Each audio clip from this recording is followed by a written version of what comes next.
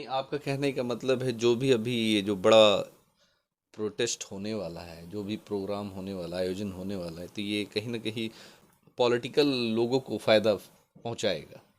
بالکل، اس قسم کے پروگرام سے پولیٹیکل اس میں تو پارٹیز کسی کو بڑے فائدہ۔ پولیٹیکل لوگوں کو منچ پہ آنے کی تو دعوت میں نہیں دی نہیں گئی، دیکھیں، ہاں ویسے آ سکتے ہیں، ویسے ایز اے سٹیزن ہونے کے ناطے، ایک سوشلسٹ ہونے کے ناطے، ایک سماج کے ناطے آ سکتے ہیں، ایسے لوگوں کو بلایا گیا، مگر دیکھیے اس میں دو تو باتیں، میں یہ نہیں کہتا ہوں یا نہیں کہہ رہا ہوں کہ انٹینشن یہی ہے کہ کسی پارٹی کو، کسی پولیٹیکل پارٹی کو فائدہ پہنچایا جائے، نمبر ایک۔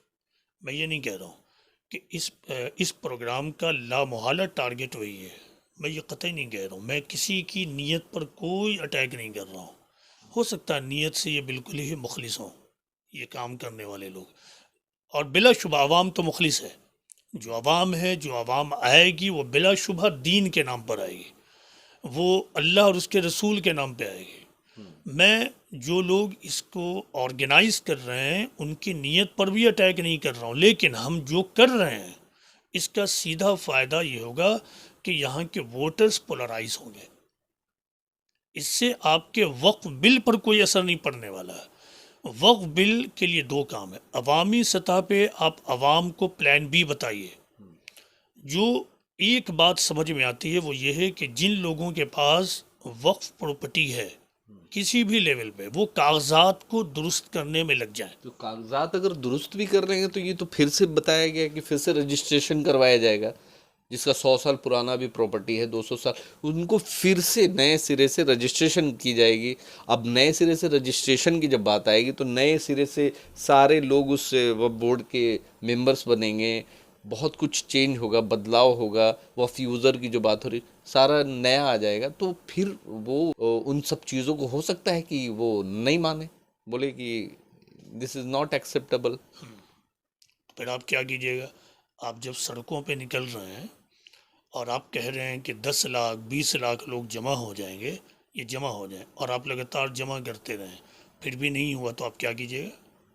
مطلب آپ بتائیے۔ کہنے کا مطلب پروٹیسٹ نہ کرے، نہیں، میں یہ قطعی نہیں کہہ رہا ہوں، بھیڑ نہ لگائے، میں بنا بھیڑ کے کیسے سن میں پائیں گی سرکار؟ میں کیسی اندھی بہری سرکار جو ہے، جو بھی سرکار ہو تو کیسے سن پائے گی بنا بھیڑ کے، بنا آپ کے پروٹیسٹ کے؟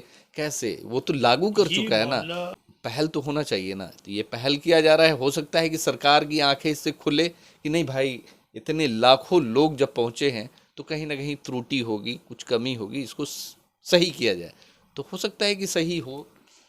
میں یہ کہہ رہا ہوں کہ ایک طرف آپ پلان بی بتائیے عوام کو، دوسری طرف آپ دیکھیں کہ قانونی سطح پہ اس کی لڑائی کتنی دور تک آپ لڑ سکتے ہیں۔ بھیڑ جمع کرنے سے آپ کا مسئلہ نہ پہلے حل ہوا تھا نہ آئندہ حل ہوگا، اس سے ضد کی فضا قائم ہوگی، اور ضد کی فضا سے کبھی کوئی فائدہ نہیں ہوتا۔ آپ پچھلی تاریخ دیکھ لیجئے، آپ ہی سے سوال یہ ہے کہ اس سے پہلے آپ نے ٹرپل طلاق پہ بھیڑ لگایا، مسئلہ حل آپ کے مطابق نہیں ہوا۔ اس سے پہلے آپ نے احمد بانو کے معاملے میں بھیڑ لگائی، لیکن اس سے بھی مسئلہ آپ کے فیور میں نہیں ہوا۔ اس کے بعد آپ نے بابری مسجد کے معاملے میں بھی عوام کو روڈ پر اتارا، اس سے بھی مسئلہ حل نہیں ہوا۔ تو آپ نے کیا کیا؟ سوال تو آپ سے ہے، آپ کی لیڈرشپ سے ہے جو روڈ پہ اتار رہے ہیں، کہ آپ بار بار جب اتار رہے ہیں روڈ پر تو پھر آپ پلان بی تو بتائیے کہ بار بار تو ہم روڈ پہ اترنے کو تیار ہیں، لیکن اس کا نتیجہ کہاں آ رہا؟ اور اس بار بھی نتیجہ نہیں نکلے گا تو پھر آپ کیا کیجیے گا؟ دیکھیے وسیم صاحب، میرا کہنا یہ ہے کہ ہم بار بار میں کہہ رہا ہوں، اور مجھے نہیں معلوم کہ یہ بات خود آپ کے لیے کتنا امپورٹنٹ ہے، لیکن آپ بات سمجھیے، ہم جس فیز سے گزر رہے ہیں یہ فیز آپ کو بار بار بتا رہا ہے کہ آپ افراد سازی کیجیے، مسلمانوں کو ایجوکیٹ کیجیے، مسلمانوں کی معاشیات ٹھیک کیجیے۔ جب آپ ایجوکیٹ کر دیجیے گا، معاشیات ٹھیک کر دیجیے گا، تو ایسے کروڑوں بیگھہ زمینیں وہ پھر خریدنے کے لائق ہو جائیں گے۔ دیکھیں موجودہ حکومت کے بارے میں، مطلب آپ کا کہنے کا مطلب کہ جو ہمارے باپ دادا کی جو پراپرٹی ہے اس کو دے دو، میں پھر یہ سے ہم اس لائق ہیں، ہم خرید لیں گے۔ میں یہ نہیں کہہ رہا ہوں، میرا سوال آپ سے ہے کہ اگر یہ نہیں ہوا تو پھر آپ کیا کیجیے گا؟ تو میں یہ کہہ رہا ہوں کہ بل پاس ہو چکا ہے، کورٹ میں یہ مقدمہ چل رہا ہے۔ ایک طرف آپ قانونی طور سے یہ سوچیے، قانونی طور سے، بھیڑ لگا کر نہیں، قانونی طور سے اس کی لڑائی کب تک لڑیں گے؟ دوسری بات کہ جن لوگوں کے پاس زمینیں ہیں ان کو کہیے کہ کاغذات درست کریں. تیسری بات ہے کہ قانونی لڑائی میں کچھ پوائنٹس آپ نکالیں. پوائنٹس جو لوگ ماہرین ہیں، قانون کے ماہرین، ان کے ساتھ بیٹھ کر کچھ پوائنٹس نکالیں اور پلان بی تیار کریں کہ حکومت کو یا پھر کورٹ میں ہم اس طرح چیز کریں گے. جو اصل بات ہے وہ یہ ہے کہ 2021 میں پہنچنے کے 2023 یعنی 21ویں صدی میں پہنچنے کے باوجود مسلمان تعلیمی اور معاشی اعتبار سے آج چوتھے درجے کی قوم بنی ہوئی. مسلمان قوم کا مسئلہ نہیں ہے، مسلمان بیچارے تو دوڑ ہی جاتے ہیں. وہ تو آپ آواز دیتے ہیں اللہ اور اس کے رسول کے نام پہ، وہ دوڑ جاتے ہیں. میرا کہنا ہے اسی اللہ اور اس کے رسول کے نام پہ آپ تعلیم کی مہم کیوں نہیں چلاتے ہیں؟ آپ کیوں نہیں جگہ جگہ پر مشنری لیول کا اسکول کھول رہے ہیں؟ آپ کیوں نہیں ہاسپیٹلس کھول رہے ہیں؟ ایسے ہاسپیٹلس جو معیاری ہوں اور کم قیمت میں علاج ہو، جہاں آپ کے لوگ جائیں، مسلمان جائیں. آپ کھولیں گے مولانا دانیال کھولیں گے اسکول ہاسپٹلس؟ اگر اللہ تعالیٰ نے مجھے ایسا موقع دیا، میرے پاس ایسا موقع ہوا تو ضرور میں یہی کروں گا انشاءاللہ. میں کبھی بھی اچھا، ایک اندم سوال، جو جیسا کہ آپ نے کہا کہ پیپرز کمپلیٹ رکھے، پختہ کاغذات رکھے، تو یہاں دیکھا جاتا ہے کہ پرسنل پراپرٹی اگر کسی کی رہتی ہے نا، تو اس پہ اگر کوئی دبنگ گھر بنا لے، وہ کتنا بھی اس کاغذات دکھاتا رہے، کورٹ کچہری کا چکر لگاتے لگاتے زندگی بیت جاتی ہے، مگر وہ پراپرٹی اس کے ہاتھ میں نہیں آتا ہے. تو لگتا ہے کہ اسی طرح یہ تو لمبی لڑائی ہو جائے گی. پھر تو مسلمان زندگی بھر لڑتا ہی رہے گا، کاغذ اکٹھا کرتا رہے گا. کس کس چیز کے لیے کاغذ اکٹھا کرے؟ ناگرکتا کے لیے، آپ کو ناگرکتا ثابت کرنے کے لیے اتنے سن کا یہ چاہیے، آئیڈینٹی چاہیے چاہیے، اس کے بعد بہت سارے، کب تک کاغذ ہی اکٹھا کرتا سر رہے گا؟ دیکھیے، اگر آپ کے پاس ابھی ایک بائک ہو، آپ کے پاس، میں آپ سے بول رہا ہوں، آپ کے پاس ایک بائک ہو، آپ کی اپنی بائک ہو، اس کے کاغذات گم ہو گئے ہیں، آپ روڈ پر لے کر نکلیں اور اس کو پکڑ لیا گیا، ٹھیک ہے، وہ بائک آپ کی اپنی ہے. اب کاغذات نہ ہونے کی وجہ سے اس بائک کو پکڑ لیا گیا، رکھ لیا گیا. پکڑانے کے بعد آپ کاغذات کا بندوبست کیجیے گا کہ روڈ پر ہو ہلہ کیجیے گا. آپ سیدھا جواب دیجیے. اگر یہ سوال آپ سے کیا جائے کہ آپ ذاتی طور سے کیا کیجیے گا؟ ظاہر سی بات ہے کہ پہلے کمپلین کیا جائے گا، تھانے میں کمپلین کریں گے، اس کا فوٹو کاپی ہوگا، اس آدھار پہ ہم نے میری گاڑی کا نمبر یہ یعنی کاغذات شو ہاں کریں گے نا. ہاں. آپ ذاتی طور سے کبھی بھی ایسا نہیں کیجیے گا کہ ہو ہلہ کے چکر میں لگے گا. یا پھر آپ کے سماج میں کچھ لوگ ایسے ہوں گے، سن لیجیے، کچھ لوگ ایسے ہوں گے جو کہیں گے کہ مسلمانوں کے خلاف زیادتی تو ہوتی ہی ہے، دیکھو بائک پکڑ لیا، ہم بھی جانتے ہیں تمہاری اپنی بائک ہے. تو وہاں یہ سب نہیں چلے گا. کاغذات درست رکھنے ہوں گے. دیکھیے قرآن میں ہے وَأَمَّا مَا يَنْفَعُ النَّاسَ فَيَمْكُثُ فِي الْأَرْضِ، کہ جو چیزیں نفع بخش ہوتی ہیں ان کو اللہ بقا دیتا ہے، بقا، ٹھہراؤ، سروائیول. ہم نے اپنی نفع بخشی کھو دی ہے. ہم جلسہ جلوس کر کر اپنی امپورٹنس کو نہیں بڑھا سکتے ہیں. آپ کیجئے، ڈیموکریسی ہے، آپ ضرور کیجئے، جائیے، لیکن آپ یہ جان لیجئے اس جلسے جلوس سے مسلم کمیونٹی کا اسٹیٹس اوپر نہیں ہونے والا ہے.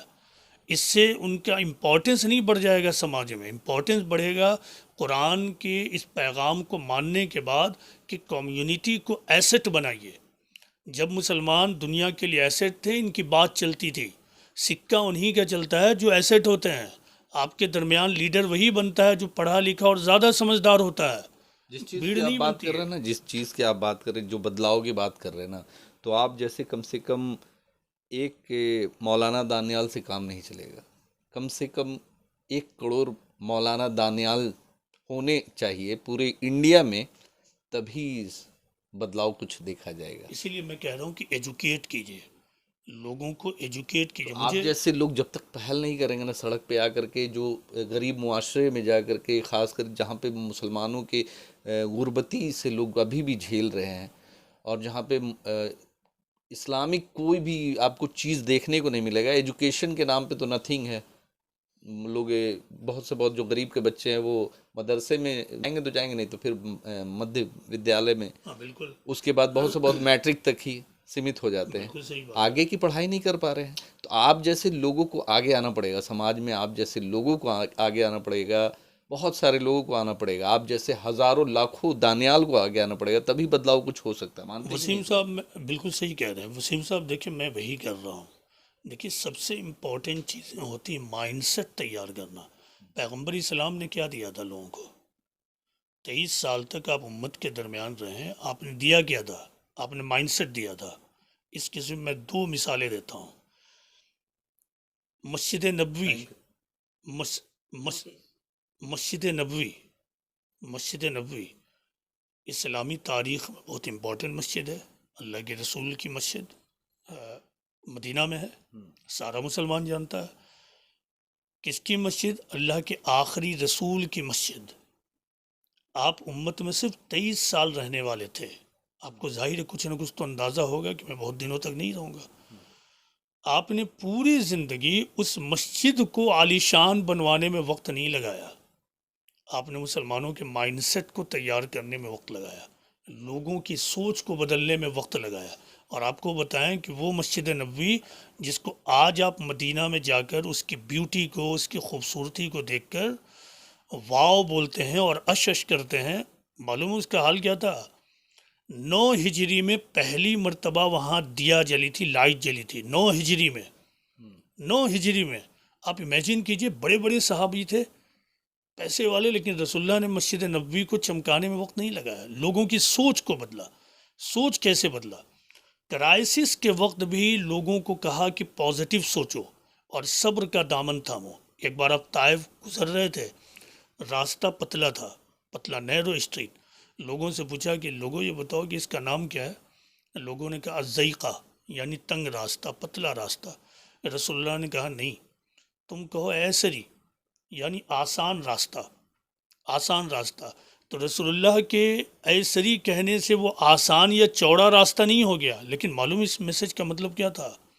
اس میسج کا مطلب یہ تھا کہ تم کرائسس کے وقت بھی ہوپ کو دیکھو، تم تاریکی میں بھی روشنی کو دیکھو، نگیٹیویٹی کے موقع پر بھی تم اپنے آپ کو پازیٹیو رکھو. یہ مائنڈ سیٹ آپ نے دیا. مکہ میں جب لوگوں کو پر ظلم ہو رہا تھا، آپ کہہ رہے تھے صبرن یا علی یاسر. ایک خاندان تھا جس پر بہت ظلم ہو رہا تھا، ان لوگوں نے شکایت کی. رسول اللہ نے کہا صبرن یا علی یاسر، صبر کرو. کیوں؟ فَإِنَّ مَوْعِدَكُمُ الْجَنَّةُ، کیونکہ صبر پر جنت کا وعدہ ہے. صبر کیوں؟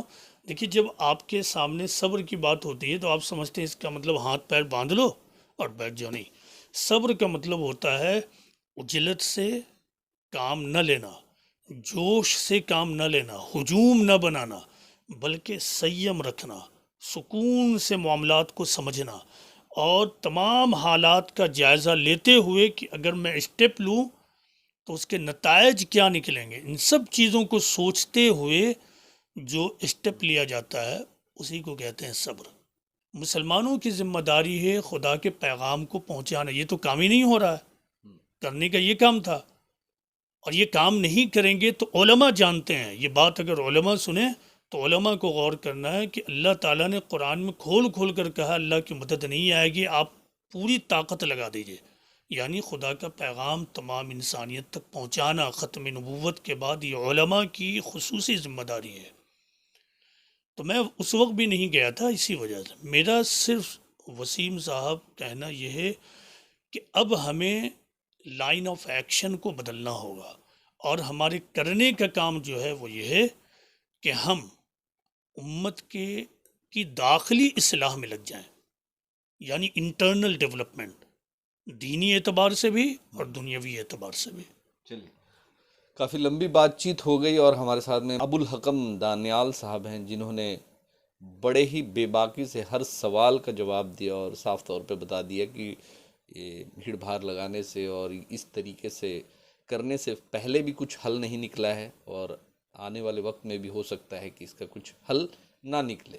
مگر لوک تنتر ہے، لوک تنتر میں سب کو ادھیکار ہے اپنے اپنے طریقے سے پروٹیسٹ کرنے کا اور سرکار کی غلط نیتیوں کے خلاف کھڑا ہونے کا. تو 29 جون کو بڑا پروگرام ہونا ہے گاندھی میدان میں. امارت شریعہ کی طرف سے ایک بڑا آہوان کیا گیا ہے جس میں بتایا گیا ہے کہ لاکھوں لوگ، یعنی دین بچاؤ دیش بچاؤ سے بھی بڑا پروٹیسٹ ہونے کی سمبھاونا ہے. اب دیکھنا ہوگا کہ 29 تاریخ کو پورا پٹنہ بھرا رہتا ہے کہ خالی رہتا ہے. دیکھنا ہوگا. دھنیہ واد.